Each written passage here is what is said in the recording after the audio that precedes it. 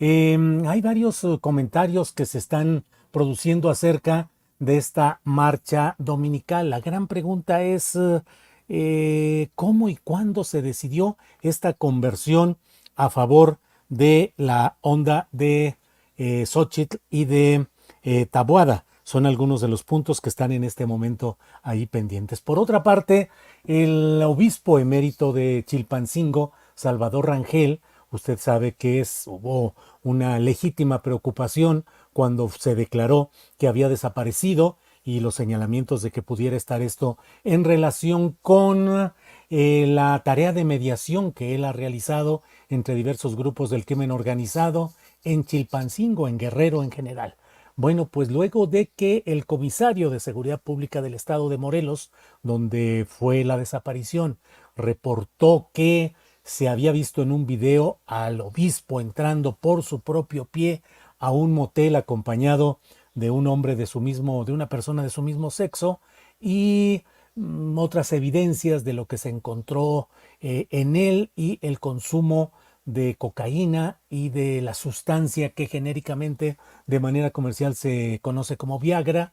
Después de eso pues no ha habido suficiente claridad. La iglesia, a través de sus voceros, ha pedido que no haya especulaciones y el propio Monseñor Obispo de Cuernavaca, Ramón Castro y Castro, ha dicho que en realidad una maquinaria de bots al servicio de ya saben quién es la que ha estado propiciando una campaña contra la iglesia, tratando de debilitarla en cuanto a sus valores y su moralidad. ¿Qué ha dicho ya al fin? Porque no ha hecho declaraciones el propio obispo emérito Rangel, ha dicho lo que está en este texto que está ahí, que dice: yo, Monseñor Salvador Rangel Mendoza, obispo emérito de la diócesis de Chilpancingo, Chilapa, me dirijo a todo el pueblo de Dios a través de este comunicado para informar lo siguiente. Después de haber hecho oración, meditado profundamente y de haber consultado con mis seres queridos, tanto del clero como laicos, y en razón de que lamentablemente mi vida, edad y mi salud están en condiciones desfavorables, siguiendo los principios evangélicos de nuestro Señor Jesucristo, que perdonó a las personas que lo traicionaron, lo vendieron, lo juzgaron, lo torturaron y lo asesinaron, con todo mi corazón perdono a todas las personas que me han hecho daño por los hechos de los que he sido víctima, así como a aquellos que me han revictimizado producto de la desinformación. Me detengo brevemente en esto para decir, a ver, lo que está haciendo es perdonar. Bien, es una decisión personal, individual, correspondiente al ámbito religioso, moral o ético. Pero al final mismo en el texto que tenemos aquí presente, habla de cómo se le ha revictimizado. Dice que le han hecho daño por los hechos de los que ha sido víctima. Bueno, exactamente cuáles son esos hechos son los que nos preguntamos. Y él dice que perdona a aquellos que lo han revictimizado producto de la desinformación. Bueno, la desinformación florece justamente donde no hay información. Y el primero que tiene la obligación de dar información precisa, concisa y puntual es el propio obispo emérito Rangel. Mientras él solamente perdone, pues eso es un asunto del ámbito personal, respetable, pero es un asunto personal. Dice, por lo tanto, en ejercicio de mis derechos constitucionales, no presentaré ninguna denuncia contra las personas que tanto mal me han hecho y pido a los medios de comunicación me comprendan y respeten mi decisión encaminada al bien de mi seguridad e integridad física y moral. A ver, me detengo en esta parte. No va a presentar ninguna denuncia, es decir, impunidad y que no haya seguimiento judicial de hechos que, ¿cuáles son? ¿Qué es lo que sucedió? ¿Qué aconteció? Lo que el comisario de seguridad dice respecto a videos en los cuales se le ve entrando a un motel en compañía de una persona de su mismo sexo, ¿es algo inventado? ¿Es falso? ¿Qué sucedió? Se ha informado también que se le vio salir de una pizzería horas o una hora antes de la desaparición en compañía de una persona del sexo masculino.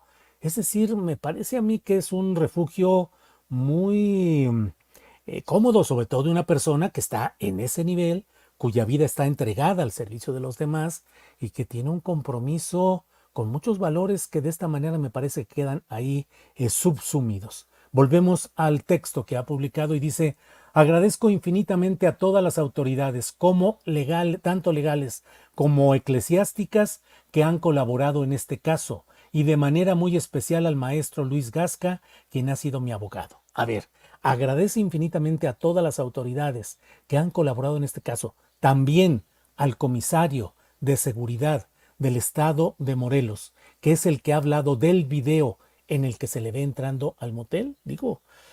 Y luego señala: agradezco a todas las personas que se han solidarizado conmigo, mi especial gratitud a todos aquellos que hicieron oración por mi vida y por mi pronta recuperación. Monseñor Salvador Rangel Mendoza, obispo emérito de Chilpancingo, Chilapa. Pues la verdad, me parece a mí que en un caso de esta envergadura, en el cual se llegó a manejar la hipótesis de que era una venganza política, que era para silenciar su activismo en busca de pacificar el estado de Guerrero, que era una trampa tendida por sus adversarios para simular actos teñidos de sexualidad, en fin, pues creo yo que Monseñor tiene una gran oportunidad para precisar incluso cuáles son los términos en los cuales se puede ejercer la sexualidad, el derecho de cada quien a ello, por una parte si así fuera, o desterrar totalmente ese tipo de señalamientos. Pero solo perdonar y no denunciar contribuye a la desinformación. Y en la desinformación predominan las versiones que no son puntual y categóricamente desmentidas, probadas en su mentira, para que así pueda florecer la verdad. Bueno, miren, muchos comentarios. Dios perdone a ese hombre que le ha faltado a lo que profesa, dice Mirna Cova. El obispo estaba en envergadura, dice Oscar Pérez. Después de ir a la pizza, que me lo bueno, todo bueno. Válgame, válgame. En serio, gracias al obispo por esa carta. Me hizo la tarde de tanta risa que me está dando, dice Pat MC. Emilia Elizondo Ábalos quiere dar por terminado el suceso y no se vale porque ahora toda la iglesia se lanzará contra AMLO y la 4T. Ese es un punto fundamental, me parece, el que toca Emilia Elizondo Ábalos. Me parece que ahí está parte de lo que está sucediendo hoy. Se está hablando con insistencia acerca de cómo ha habido una acometida del gobierno de la llamada 4T contra la Iglesia Católica y sus principales personajes directivos de la jerarquía. ¿Qué hubiera sucedido si hubiera aparecido en circunstancias terminales el respetable obispo emérito Rangel? ¿A quién hubieran culpado? ¿Se hubiera armado una verdadera revolución, una insurrección, culpando al gobierno de López Obrador de todo esto? Hay tres elementos hoy en el escenario de este tramo final del proceso electoral. Recordemos, todo está hoy en clave electoral.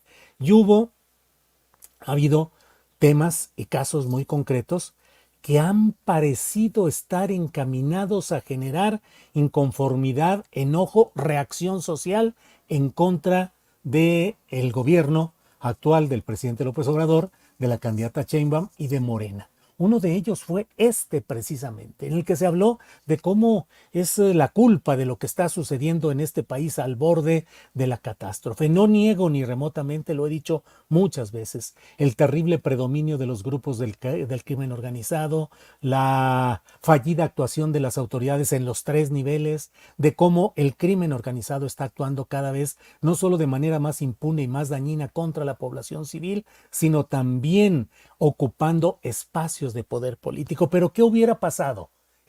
Si hubiera sucedido algo terminal en el caso del obispo emérito. Se hubiera volcado todo señalando: fue el gobierno, fue López Obrador, fue la 4T, es el México en el que nos tiene.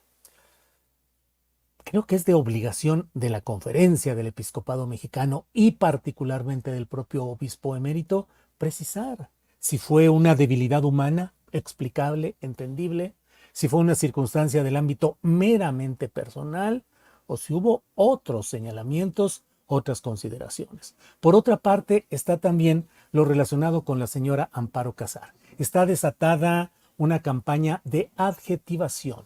Mezquinos, infames, ¿cómo es posible que se atrevan con una madre de familia que tuvo que hacer lo necesario para sacar adelante a su familia?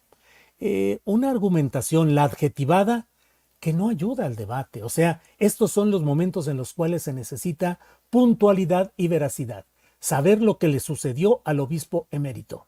Saber lo que sucedió en el caso del fallecimiento del entonces esposo, aunque estaban separados, de Amparo Casar.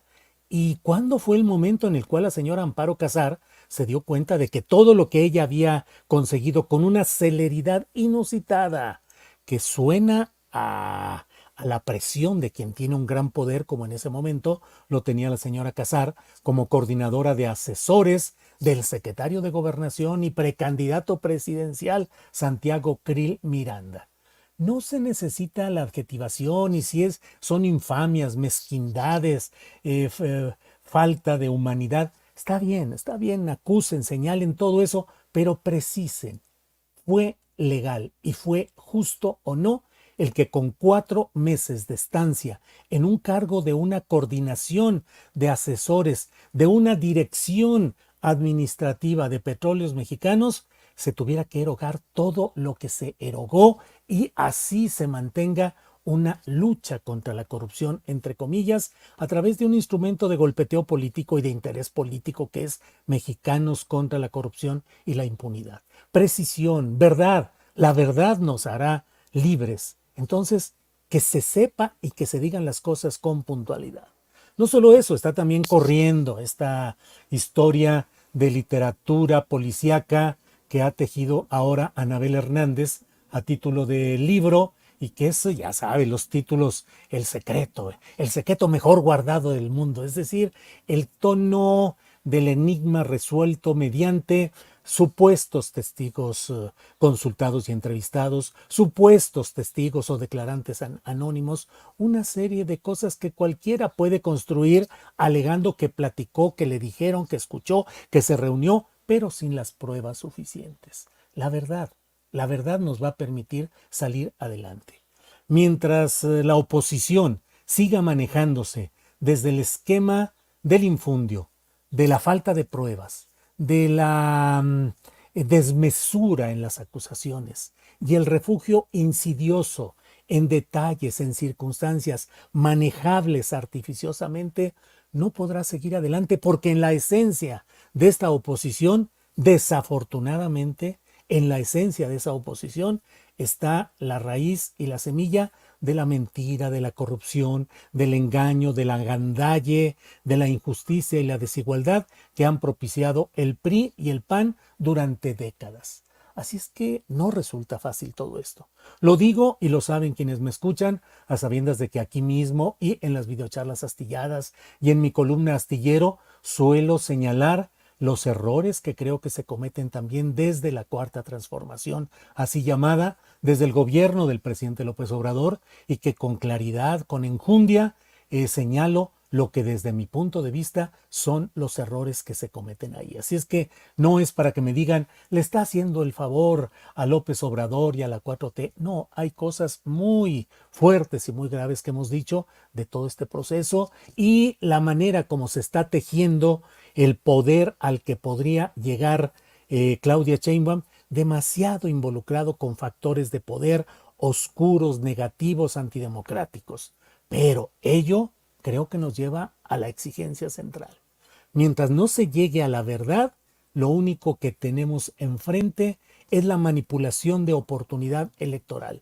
Es el manejo de las circunstancias a contentillo de lo que nos conviene. ¿Cómo añoramos, cómo desearíamos que hubiera opinantes, entrevistados, declarantes que fueran capaces de reconocer las cosas positivas de su bandera política, pero también las negativas. Y por eso es por lo cual los debates y las confrontaciones, entre comillas, de ideas en la mayoría de los medios de comunicación se centran en lo que va a decir previsiblemente el vocero de tal partido para defender a rajatabla su postura, frente a lo que va a decir el otro que la va a defender a rajatabla también la postura de su partido y va a tratar de ganarle retóricamente al otro.